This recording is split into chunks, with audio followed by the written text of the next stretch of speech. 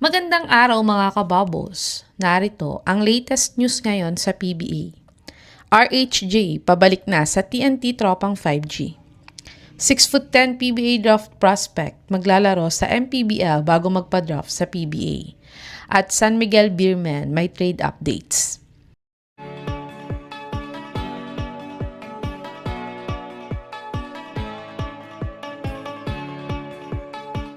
Si RHJ nga ay ang resident at super import ng TNT Tropang Giga.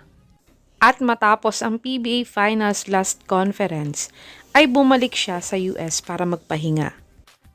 At ang magandang balita nga sa kanya ay binigyan siya ng 1-year contract ng TNT.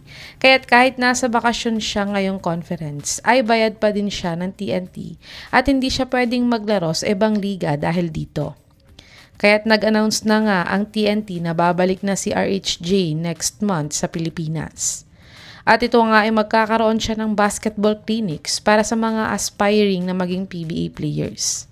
At tinatawag nila itong RHJ on Tour na tatagal ng 1 buwan. Tumungo naman tayo sa balitang maglalaro na daw sa MPBL ang 6'10" na PBA draft prospect. Matatanda ang nag-announce nga na magpapadraft na si CJ Lane sa PBA last PBA draft. Pero siya nga ay umatras dahil sa personal reasons.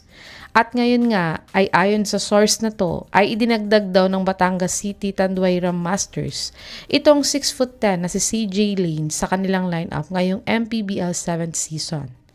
Kaya't dahil dito nga ay baka magpa-draft na itong si Lane this upcoming PBA 50th draft. Dumako naman tayo sa balitang may trade updates daw ang SMB.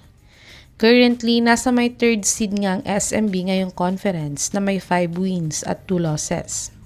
Pero alam naman nating nagkakaedad na talaga halos lahat ng players nila ngayong PBA season. Kaya't ayon nga sa source na to ay kaya daw binibigyan ng playing time ang mga role players ng SMB ngayon ay gusto daw sana nilang i-offer to para kay Arvin Tolentino bago nga ito tumanggap ng offers sa overseas.